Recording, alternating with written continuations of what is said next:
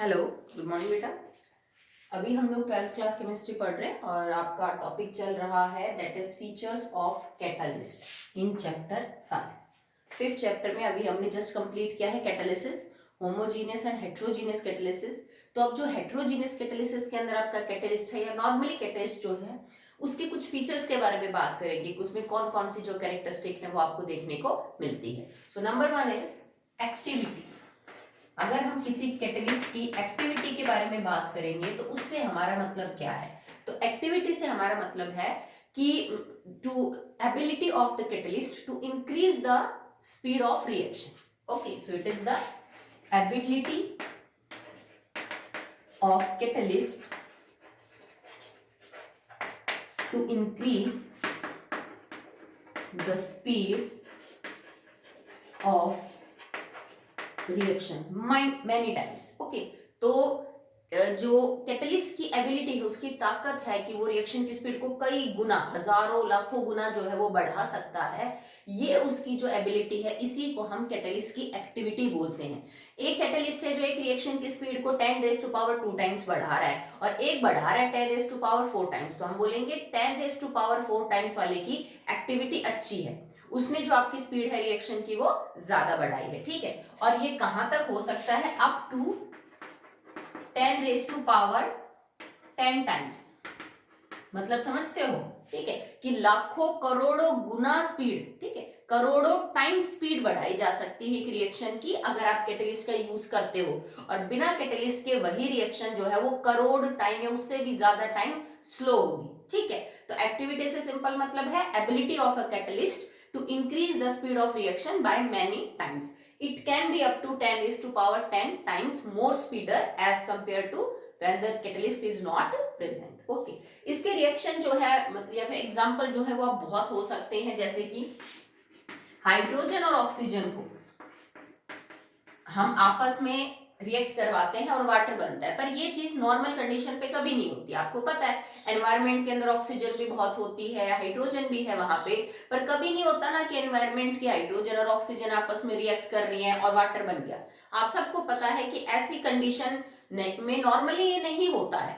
आपको यहाँ पे बहुत ज्यादा इलेक्ट्रिक स्पार्क देना पड़ेगा। उसके बाद भी अगर यहाँ पे आप कोई भी कैटलिस्ट नहीं लेते हो, भाई आपने कुछ भी कंडीशन नहीं रखी, नथिंग, सब कुछ नॉर्मल है, हाइड्रोजन और ऑक्सीजन को साथ में बंद कर दिया, तो भी वाटर नहीं बनेगा। चाहे आप कितने भी लंबे टाइम के लिए एक सिलेंडर में हाइड्रोजन और ऑक्सीजन गैस को बंद कर दो, ना कोई कैटलिस्ट है, ना कोई इलेक्ट्रिक स्पार्क है, कुछ नहीं है। ठीक है, तो वो कभी भी वाटर की फॉर्मेशन नहीं करेंगे। ओके, बट अगर आप यहाँ पे प्लेटिनियम ले लीजिए तो ये जो रिएक्शन है वो हो जाएगी। ठीक है, मतलब अगर आप प्लेटिनियम एज इन कैटलिस्ट ले रहे हो, थोड़ा सा इलेक्ट्रिसिटी उसको प्रोवाइड कर रहे हो, कैटलिस्ट के तौर पे ये ले रहे हो, जो कंडीशन है वो आपको इलेक्ट्रिसिटी तो देनी पड़ेगी। ठीक है, तो ये जो रिएक्शन है वो प्रोसीड कर जाएगी।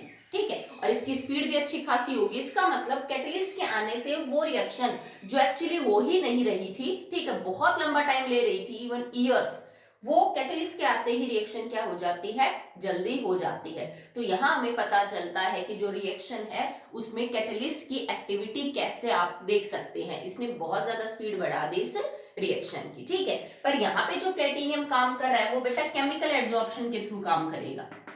केमिकल एड्सॉर्प्शन, जैसे ये गैसेस है ना, गैसेस को प्लेटिनियम एक मेटल है, मेटल सरफेस अपने ऊपर एड्सॉर्ब करेगा, एक्लूजन होगा। तो ध्यान इस बात का रखना है आपको कि जो केमिकल बॉन्ड बनेगा बिटवीन एड्सॉर्बेट एंड एड्सॉर्बेंट, वो उसकी जो स्ट्रेंथ है वो सही होनी चाहिए, बहुत ज्यादा स्ट्रॉन्ग भी नहीं होना चाहिए बॉन्ड। ऐसा भी ना हो कि जो एड्सॉर्बेंट ने एड्सॉर्बेट को अपने ऊपर चिपका लिया तो इतना स्ट्रॉन्ग बॉन्ड हो गया कि बाद में ये यहां से हट ही नहीं सके।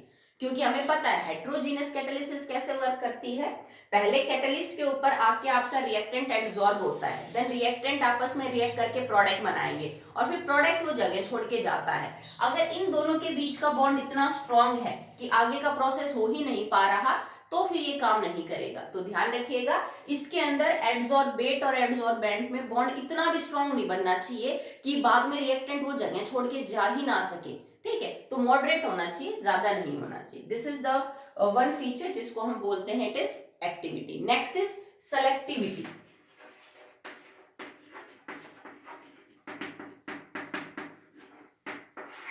सेलेक्टिविटी से हमारा क्या मतलब है? सेलेक्टिविटी से आपका मतलब ये रहेगा बेटा कि अगर आपने सेम रिएक्टेंट ले रखा है और कैटलिस्ट हमने क्या ले रखा है, अलग अलग ले रखा है, तो अलग अलग प्रोडक्ट आपको मिले। मतलब कैटलिस्ट आर वेरी स्पेसिफिक। ये नहीं है कि मैडम ये रिएक्शन है ना, इसमें प्लेटिनियम की जगह सोडियम ले लेते हैं, पोटेशियम ले लेते हैं, तो भी मेटल ही तो है, वो भी यही काम कर देगा, वो भी रिएक्शन की एक्टिवेशन एनर्जी इतनी कम करेगा, वो भी वही प्रोडक्ट बनाएगा। नहीं, अगर आपने रिएक्टेंट भी सेम ले रखे हैं, सेम रिएक्टेंट के लिए भी अगर आपका कैटलिस्ट अलग अलग हो गया है, तो आपका प्रोडक्ट जो है बेटा वो अलग अलग मिलेगा। मतलब हर कैटलिस्ट स्पेसिफिक होता है, वो अपने हिसाब से आपका जो प्रोडक्ट है वो बनाएगा उसके मैकेनिज्म के अकॉर्डिंग। ये नहीं कि उसकी जगह किसी को भी रिप्लेस कर दोगे तो भी प्रोडक्ट आपका वही बनेगा। So catalyst are highly selective in the nature. Product formation के मामले में वो बहुत ही सेलेक्टिव होते हैं, जो बनेगा वही बनेगा, आप अपनी मर्जी से कुछ भी नहीं बना सकते। Even though your reactants are same, अगर आपके रिएक्टेंट क्या है, सेम है। जैसे एक एग्जांपल करते हैं हम इसमें,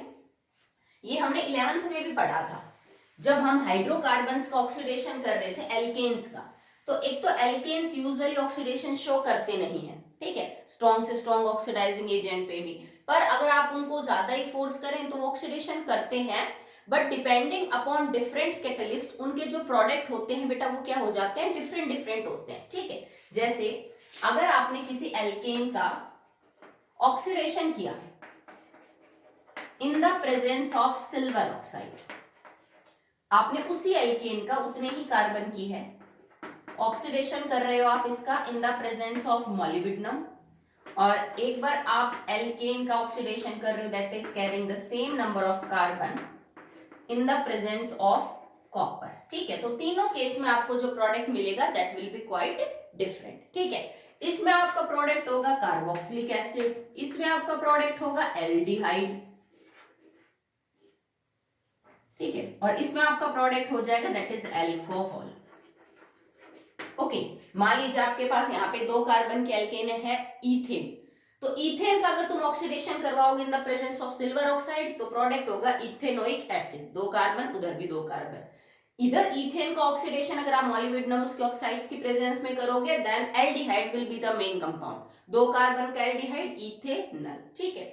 अगर आपने कॉपर के साथ किया है ऑक्सीडेशन तो क्या होगा, 2 कार्बन का अल्कोहल दैट इज इथेनॉल, ठीक है। समझ रहे हो आप कि अगर आपने कैटलिस्ट बदल दिया, रिएक्टेंट मैंने वही ले रखा है, करवा मैं तीनों में ही ऑक्सीडेशन रही हूं, बट कैटलिस्ट के बदलने से आपका जो फाइनल प्रोडक्ट है वो क्या हो गया बेटा, चेंज हो गया। तो रिएक्शन का रिएक्टेंट सब कुछ डिसाइड नहीं कर रहा, एक जैसे दिखने वाली रिएक्शन जो है, एक जैसा जो रिएक्टेंट है उसका प्रोडक्ट अलग अलग हो सकता है अगर आपने कैटलिस्ट क्या ले रखा है, अलग अलग ले रखा है। ओके, चलिए नेक्स्ट देखिए आप, एक रिएक्शन आपने ये पढ़ी होगी इन 11th क्लास, ठीक है, और ये हमारे पास है दैट इज ब्यूट 2 आइन, ठीक है, आपके पास ब्यूट 2 आइन है। अगर आप इससे ब्यूटीन बनाना चाहते हो, ठीक है, तो ये हमने पढ़ा था in the method of preparation of alkene, कि किसी एल्काइन से हम एल्कीन बना सकते हैं, ठीक है। अब इसमें करना क्या करेगा, बेटी प्रॉब्लम को हटा के और एक डबल लगाना पड़ेगा, मतलब वैलेंसी हाइड्रोजन से पूरी करनी पड़ेगी। तो अगर आप किसी एल्काइन का रिडक्शन करें तो आपको एल्कीन मिल सकती है, ठीक है। बट अगर वो जो एल्काइन है उसमें ये पॉसिबिलिटी है कि इसके रिडक्शन के बाद जो एल्कीन बनेगी वो सिस और ट्रांस दिखा सकती है। अब जैसे इससे ब्यूट 2 आइन से आपके पास क्या बनता है, but 2 ene, that will be but 2 ene. अब जो ब्यूट 2 इन है इसमें ये कैपेसिटी है कि it can be cis isomer, it can be trans isomer. तो depending upon the type of catalyst आप चाहो तो ब्यूट 2 आइन से सिस ब्यूट 2 इन बना सकते हो या फिर ट्रांस ब्यूट 2 इन भी क्या है बेटा, बना सकते हो। तो वो देखो कैटलिस्ट की कितनी बड़ी आपको प्रॉपर्टी शो कर रहा है कि सेम रिएक्टेंट आपने सिर्फ कैटलिस्ट को अलग किया और आपके प्रोडक्ट अलग हो गए। अब देखो अगर आपने यहाँ पे sodium in the presence of liquid ammonia लिया, ब्रिज रिडक्शन हमने किया, हम रिडक्शन करेंगे बेटा, इसको H2 प्रोवाइड किया जाता है, ठीक है। अगर आप इसका रिडक्शन करोगे you will get the trans but 2 ene, आपको ट्रांस ब्यूट 2 इन मिलेगा, ठीक है। अगर आप लिंडलार कैटलिस्ट को यूज करोगे PDBaSO4, अगर आप वो यूज करोगे, ठीक है, तो आपको मिलेगा सिस ब्यूट टू ई, ठीक है। अगर आप लिंटलार कैटलिस्ट यूज करते हो दैट इज एक्चुअली PDBASO4 क्विनोलाइन और सल्फर, ठीक है। तो इसकी प्रेजेंस में आपको ब्यूट-2-इन मिलेगा बट दैट विल बी सिस। तो सिर्फ सिस और ट्रांस जो कि एक्चुअली में मॉलिक्यूलर फॉर्मूला सेम है, एक दूसरे के आइसोमर है, बट हाँ इनके प्रॉपर्टीज अलग हैं, वो आप जानते हो। तो कैटलिस्ट के बदलते ही हमारे जो प्रोडक्ट है उनका जो नेचर है वो क्या हो जाता है, चेंज हो जाता है, ठीक है। तो हमने 3 प्रॉपर्टीज पढ़नी है, अभी हम 2 पे ही आए हैं, one is selectivity and one is activity. अब हम थर्ड पढ़ते हैं about the catalyst, that is specificity. Third property of catalyst या कैरेक्टरिस्टिक इज स्पेसिफिसिटी।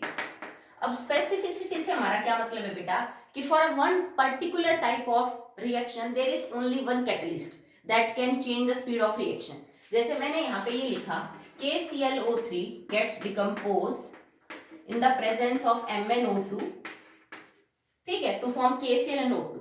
अब ये नहीं है कि मैडम इस MnO2 की जगह कोई भी और ले लो, मैग्नीज वाले ग्रुप की किसी दूसरी ऑक्साइड को ले लो तो भी रिएक्शन हो जाएगी, नहीं बेटा। अगर इस रिएक्शन को यही कैटलिस्ट जो है वो कैटलाइज कर रहा है तो यही करेगा, आप इसकी जगह दूसरा कोई भी रिप्लेसमेंट नहीं ले सकते हो। जैसे अमोनिया को बनाने में अगर आप आयरन यूज कर रहे हो, ठीक है, तो ये नहीं कि आयरन की जगह तुमने मान लीजिए मैग्नीज ले लिया या सोडियम ले लिया, पोटेशियम ले लिया या प्लेटिनम ले लिया तो भी सेम टाइप की आपकी रिएक्शन हो जाएगी, नहीं। स्पेसिफिक रिएक्शन के लिए स्पेसिफिक कैटलिस्ट होता है। जैसे यूं समझ लीजिए बेटा कि हर ताले के लिए अलग चाबी होती है, ऐसा नहीं होता ना कि किसी भी ताले में कोई भी चाबी लग जाती है, तो कैटलिस्ट के लिए भी यही होता है। अगर एक रिएक्शन के लिए ये कैटलिस्ट है तो ये इसी के लिए होगा। अब इसका ये मतलब भी नहीं निकाल सकते तुम कि मैडम आयरन तो कैटलिस्ट है, उसको तो किसी रिएक्शन में डालो ना बेटा, इस रिएक्शन के लिए आयरन कैटलिस्ट है, किसी दूसरे रिएक्शन के लिए आयरन कैटलिस्ट नहीं है। आप ये नहीं लिख सकते हो कि SO2 plus O2 gets converted into SO3 in the presence of iron, ना, ये गलत है।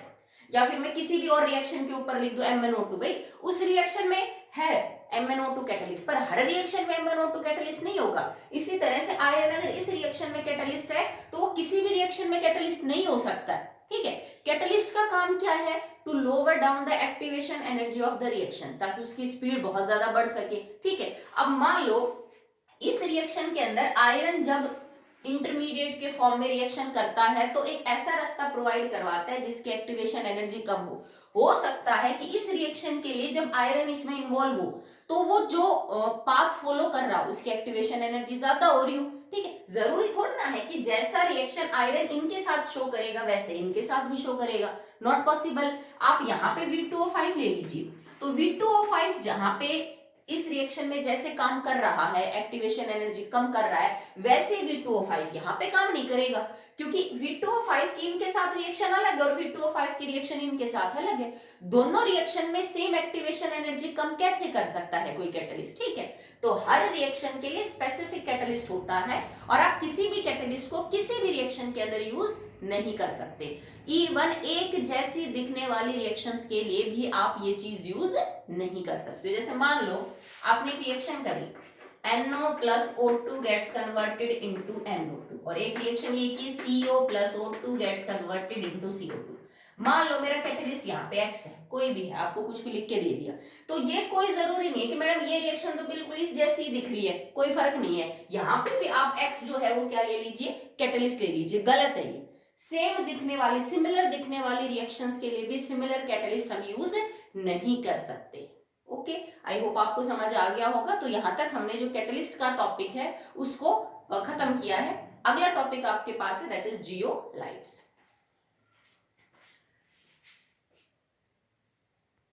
So the next topic is zeolites. Zeolites को हम बोलते हैं शेप सेलेक्टिव कैटलिस्ट। ओके, इस पे क्वेश्चन पूछ लिया जाता है, why zeolites are called as shape selective catalyst, ठीक है।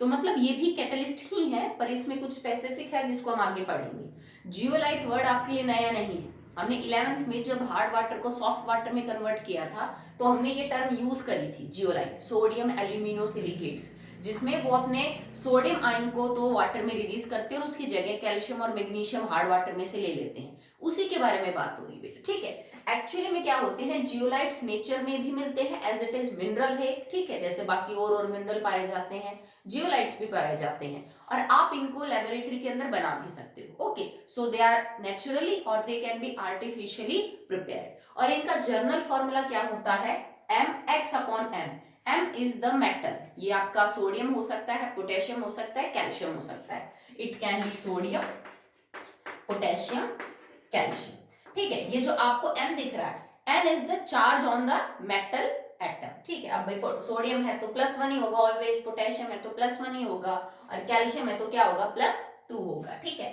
AlO2x, अब x का नंबर क्या है बेटा कि AlO2 कितनी यूनिट्स आपने ले रखी, ठीक है। SiO2 की यूनिट कितनी है, y है। Z is the number of water molecules, Z जो है वो वाटर ऑफ क्रिस्टलाइजेशन समझ लीजिए, उसका नंबर है जो वेरी करता रहता है, किसी जियोलाइट में ये 10 है, किसी में ज्यादा है, किसी में कम है, तो ये जो नंबर है वो आपका वेरी करता रहेगा, ठीक है। इसमें होता क्या है, generally these are metal aluminosilicates, ये 3 डायमेंशनल स्ट्रक्चर होता है, ठीक है। 3 डायमेंशनल स्ट्रक्चर के अंदर आप यूं समझ लीजिए कि कुछ एल्यूमिनियम को कुछ सिलिकॉन्स ने क्या कर रखा है, रिप्लेस कर रखा है, और एक नया बॉन्ड बनता है बिटवीन AlO एंड Si, ये नया बॉन्ड बनता है in a 3-dimensional structure, जिसके अंदर some aluminiums are get replaced by silicon, और एक नया लिंकेज बनता है, नए टाइप का बॉन्ड बनता है, that is AlOSi, ठीक है, सिलिकॉन, ऑक्सीजन एंड एल्यूमिनियम। तो मतलब इसमें सिलिकॉन होगा, ऑक्सीजन होगा, एल्यूमिनियम होगा, वाटर ऑफ क्रिस्टलाइजेशन होंगे, and your metal can change.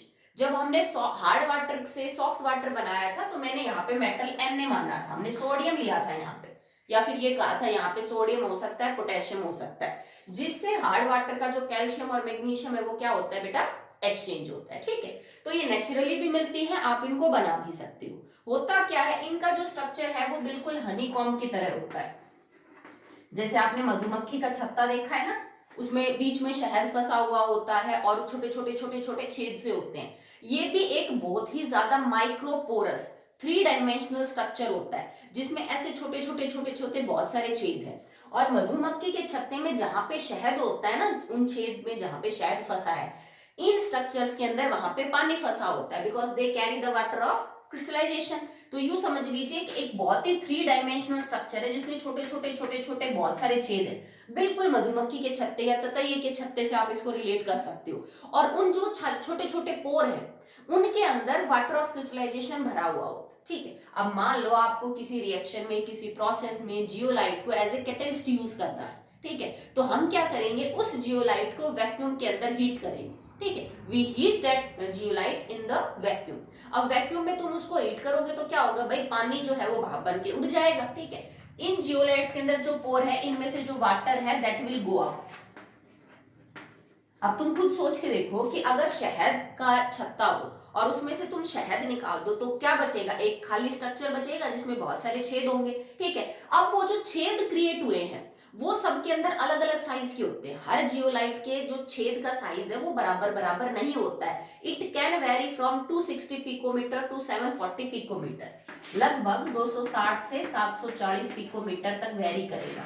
मतलब जियोलाइट का फॉर्मूला एक नहीं लिखा ना, वेरी कर सकता है। तो अलग अलग जियोलाइट्स के अंदर ये जो साइज है छेद का, ये अलग अलग हो सकता है, छोटे से छोटा 260 पिकोमीटर का हो सकता है, बड़े से बड़ा 750 पिकोमीटर का। तो जिस जियोलाइट को हमें कैटलिस्ट के तौर पे यूज करना है किसी रिएक्शन में, आप उसको वैक्यूम में ले जाके हीट करो ताकि उसके वाटर ऑफ क्रिस्टलाइजेशन चले जाए, भाप बन के उड़ जाए, और अब वो जो स्पेस बचा ना, एम्प्टी स्पेस, अब वो जियोलाइट तुम्हारे लिए एक एडसॉर्बेंट का काम करेगी, ठीक है। मान लीजिए पोर का जो साइज है वो इतना है, and it is almost 300 picometre का जो साइज है वो है पोर का जियोलाइट के केस में। अब कोई भी ऐसी कैटायन को ये अपने ऊपर एब्जॉर्ब कर सकता है जो इस रेंज की हो, भाई 300 से बड़ी तो इसमें फिट होगी नहीं, अगर मैं 450 की इसमें डालूं तो वो तो आएगी नहीं। 300 या इससे थोड़ी छोटी जो है, मान लीजिए 280 है, 270 है, 250 है, उसको ये अपने ऊपर एब्जॉर्ब कर सकता है, ठीक है। तो जियोलाइट्स में से जब वाटर ऑफ क्रिस्टलाइजेशन चला जाता है तो जो स्पेस खाली बचा जिसमें बहुत सारे पोर हैं, पोर के साइज के हिसाब से उसके बराबर या उससे थोड़ी छोटी कोई आयन जो है वो इसके अंदर एड्सॉर्ब हो जाती है। जैसे हमने सोडियम और मैग्नीशियम को रिप्लेस करके कैल्शियम लाए, क्योंकि ज्यादा फर्क नहीं था उनके साइज में। और अब इनको हम शेप सेलेक्टिव कैटलिस्ट इसीलिए बोलते हैं क्योंकि मान लो अगर इसके पोर का साइज 300 है तो आप इसमें किसी भी 400 पिकोमीटर साइज के एनायन को फिट नहीं कर सकते। मतलब इसका जो शेप है, इसका जो साइज है, एक्चुअली में जियोलाइट का साइज डिसाइड करता है कि क्या वो किसी रिएक्शन के लिए एड्सॉर्बेंट का काम करेगा कि नहीं। वो सिर्फ उसके लिए एड्सॉर्बेंट हो सकता है जिसका साइज आयन का इसके बराबर या इससे थोड़ा छोटा हो। इससे बड़े आयन के लिए काम नहीं करेगा। तो जियोलाइट के पोर का जो शेप है, जो उसके पोर की जो साइज है, दैट विल डिसाइड क्या वो उस रिएक्शन के लिए एड्सॉर्बेंट है या फिर वो नहीं है। तो आप अलग अलग रिएक्शन के हिसाब से अलग अलग जियोलाइट यूज करते हैं कि भाई मेरी तो आयन का साइज 500 पिकोमीटर है तो मैं ये तो यूज नहीं कर सकती। आप कोई दूसरी जियोलाइट यूज करिए जिसके जो पोर का साइज है वो लगभग 500 या उससे हल्का सा ज्यादा हो, ताकि 500 वाली जो आयन है उसके अंदर क्या हो सके, वो एड्सॉर्ब हो सके। ठीक है, तो these are shape selective catalyst because their pore size is the main thing that will decide the reaction type. ये एड्सॉर्बेंट है, ये एड्सॉर्बेट को अपने ऊपर चिपकाएंगे, पर कब, जब इनके पोर के साइज के अंदर वो चीज फिट हो सके। अगर उससे बहुत बड़ी है तो ये उसको फिट नहीं कर पाएंगे, बहुत छोटी है तो भी उसको प्रॉपरली होल्ड नहीं कर पाएंगे। ठीक है, इनका जो है बेटा यूं समझ लीजिए कि बहुत ज्यादा यूज है डे टू डे लाइफ के अंदर ना सही, बट हम इनको जो इंडस्ट्री वाइज है उसमें बहुत ज्यादा यूज करते हैं इसको। इनको हम हाइड्रोकार्बन्स को बनाने वगैरह के अंदर यूज करते हैं। जैसे अगर मुझे अल्कोहल से हाइड्रोकार्बन बनाना हो, भाई अल्कोहल से हाइड्रोकार्बन बनाने का मतलब 2 कार्बन के इथेनॉल से 2 कार्बन की इथेन बनाने हो, अल्कोहलिक फंक्शनल ग्रुप को हाइड्रोकार्बन में कन्वर्ट करना हो, तो हम जेड उसको यूज कर सकते हैं जियोलाइट को। एक जियोलाइट है that is ZSM5, this is zeolite of molecular porosity 5। ठीक है, जियोलाइट ऑफ मॉलिक्यूलर पोरोसिटी 5, और इसको आप यूज कर सकते हो अल्कोहल को हाइड्रोकार्बन के अंदर कन्वर्ट करने के लिए। ठीक है, तो जियोलाइट्स को जैसे हमने हार्ड सॉफ्ट वाटर में यूज किया, वहां पे ये आयन एक्सचेंजर का काम कर रहे थे कि अपने आयन को बाहर देके किसी दूसरी आयन को ले रहे थे। ठीक है, वहां पे ये आयन एक्सचेंज का काम कर रहे थे, एक्सचेंजर का काम कर रहे थे। इसके अंदर जो मैं आपको भी बता रही हूँ, अल्कोहल को हाइड्रोकार्बन में कन्वर्ट करते हैं, इसमें ये एड्सॉर्बेंट का काम करते हैं। ठीक है, तो ये दोनों तरह से काम कर सकते हैं। और इसके अंदर ये इस पे कई बार क्वेश्चन पूछ ले सकता है, zeolite CV of molecular porosity 5 का यूज क्या है। तो इससे हम अल्कोहल को किसमें कन्वर्ट कर देते हैं, हाइड्रोकार्बन के अंदर कन्वर्ट करते हैं। और जब आप ऐसा करोगे तो इसका मतलब ऑक्सीजन और हाइड्रोजन का लॉस होगा। ठीक है, और हाइड्रोकार्बन बनेगा तो that reaction will be A dehydration reaction. Okay, I hope आपको क्लियर होगा। तो जियोलाइट टॉपिक हमने यहाँ पे कंप्लीट किया है। चलिए नेक्स्ट टॉपिक करते हैं।